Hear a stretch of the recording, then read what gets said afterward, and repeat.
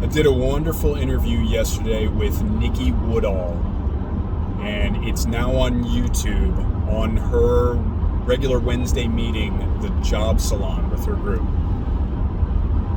That was a great conversation. Had a wonderful time doing it. Very fluid.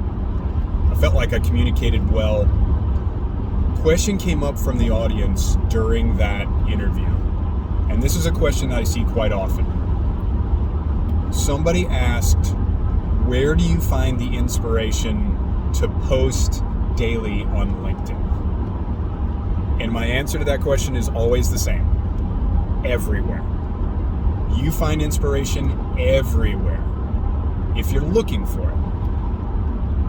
I run into people and I talk to people that say I can't do the daily posting. I can't do consistent posting. I just don't have anything to talk about.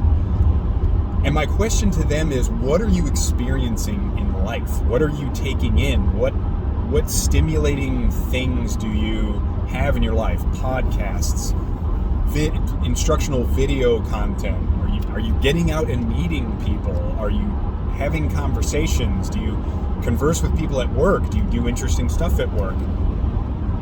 All of these things feed the creative juices, and if you're looking for it and you see something out in life, or you run into someone at the grocery store and you have a conversation, you say, that's professionally relevant. Go talk about that. You get inspiration everywhere. So case in point, when I got the job at Alteryx and I found out I was going to be a teacher, I was ecstatic, but I realized, hey, I probably need a little more practice with public speaking. And so remembering this organization from my youth, my stepfather was a member, I joined a group called Toastmasters. If you haven't heard of Toastmasters, I highly recommend it. It's a group that gets together and practices public speaking. And so I joined a group near me. I just went to the meeting. Every week, people speak short speeches, long speeches. There's a structure to the meetings. There's probably a group near you. And every week, the group has a word of the day and a phrase or quote of the day. I took inspiration from the quote of the day today. It rang true for me in my recent experience, and I want to share it with you. The quote is by Phil Collins. Now, I don't know if it was something that Phil said or if it was a song lyric, and I'm not reading it off of my paper, so I may butcher the verbiage just a little bit, but here it is. In learning, you will teach, and in teaching, you will also learn.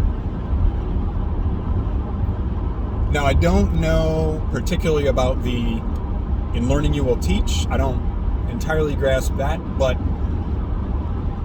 I think it's very well established territory that in teaching, you will learn. And that has been very important for me in the last couple of days, really the last week, because if you follow me, you know, or if you're just in the tech sector, you're following the jobs arena, Alteryx did a reduction in force last week. We lopped off 11% of the workforce, which if you've never been through that, chopping off more than 10% of the people that work at your company is staggering. And those impacts are felt throughout the organization, and they are long-lasting. I've no doubt it was a very difficult decision, but both my boss and my boss's boss were let go. Coming into this week, my boss and I were a bit apprehensive. We had a ton of classes to teach. Some of them were of the simpler variety. They were Alteryx core skills, kind of lower level stuff, which I'm very, very comfortable with teaching. Some of it was higher level stuff, more advanced certificate, building applications or apps, building macros, things that I have done, not nearly as much as my former boss Esther had done. And so we hashed out, okay, I told her I'm not that comfortable teaching the apps and macros classes, and she said that's fine, I'm quite comfortable. I was still working on mastering the course material for those classes, so we decided I would teach the core certificate, the lower level stuff, she would teach the more advanced stuff, and then we would reevaluate in the future. Well, all that changed on Thursday afternoon Esther was let go, and those of us that were left behind had to pick up the pieces and figure out how we were going to tackle this week. There weren't a lot of people registered for the lower level classes, so we had to get rid of some of those. Some of them I still had to teach, but the higher level classes were hard commitments, and they were contracted and they were well attended. There's a lot of students going to those classes. They had to happen, and I was the only person that could execute them. So I had to step up and teach the apps and macros classes that I wasn't that comfortable with. And so it was a real slog for me to get to where I was comfortable enough with the material. I mean, that was hours and hours of reviewing the classes, rehearsing, making my own speaker notes, putting in a joke or two where I could to sort of lighten the tedium of some of the topics. But that was extremely difficult, and that kind of took over part of my weekend. It definitely took over my Monday prepping for the classes, and then Tuesday, Wednesday, and then today I still have some more. These classes are quite challenging to teach. And so in Teaching You Will Learn, I have learned more about apps and macros the last 4 or 5 days than I ever did before. And this is from a person that passed the advanced certificate and has been tested on this material. And so I hope that somehow, if you've lasted with me this long, I'm coming up on 7 minutes, not the recommended length for a LinkedIn video.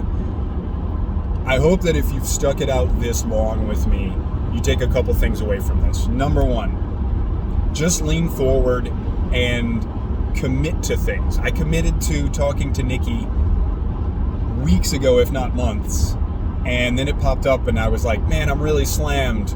It was totally worth it to honor that commitment. And I made a commitment to her and to her group, and I showed up to speak and had a great time. But it was because I committed to it in the first place and didn't renege on that commitment because I was tired or I taught a lot or I needed the time to prep for today. I honored that commitment that I'd made weeks or months ago, and I'm a better person for it. I had a great experience. I learned some things from that class. It was great talking to Nikki. It was great answering the students' questions. I made a commitment to Toastmasters, and there are times, including this morning, had a brutal workout this morning, and I thought long and hard about maybe not doing Toastmasters today, or maybe just zooming in and saving myself the commute.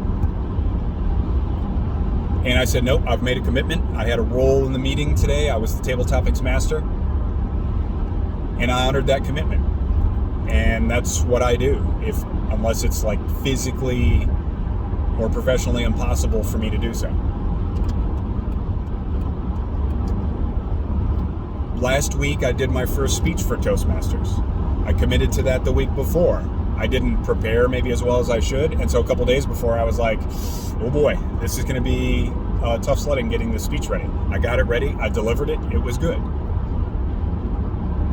If you just put yourself out there and you just commit to, all right, I'm gonna run a 5K, I'm gonna make a speech, I'm gonna put out one YouTube video a week, you'd be amazed at what you can accomplish.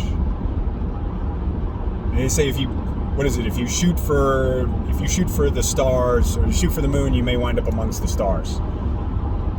But if you dare to do great things, and if you put your name out there, I'm going to do this, you make a commitment to yourself, even if you can only execute a percentage of that commitment, that's still better than the nothing you were doing before. So I hope that helps you in enhancing your own creative process. Not everybody wants to create. Not everyone has this burning desire to get out there, create content, create posts on LinkedIn, create YouTube videos. But if you are one of the people that thinks that's for me, I just don't have the inspiration, I don't have the content, I don't have these deep thoughts to convey, I would say that is, for the most part, because you're just not cultivating that part of your mind. And it starts with taking in interesting information. It starts with human interaction and getting out there and just talking to interesting people. And all of these varied stimuli that enhance and churn your creative process. And then developing your creative process. Where do you think? Where do you come up with great ideas? Is it in the car, like I have been for a long time? Don't spend as much time in the car anymore. Is it in the shower? Is it in the bathroom? Not to be gross. Is it while you're exercising? I love to go out for long runs, for a few miles. It's amazing what stimulates the brain in doing extended amounts of cardio activity. And so just get out there, find what works for you for inspiration, find what interests you, find the thing that you love to talk about,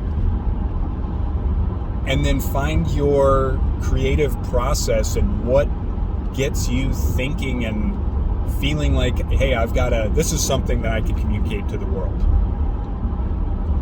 So find your creative process, get out there and commit to doing real stuff. Don't sit behind your computer all the time, because that stifles creativity. Get out there and meet people. Go join a club. Go try something new. Try new foods. Watch a movie that maybe isn't in your favorite genre of movies. Look up a new podcast and get some new ideas.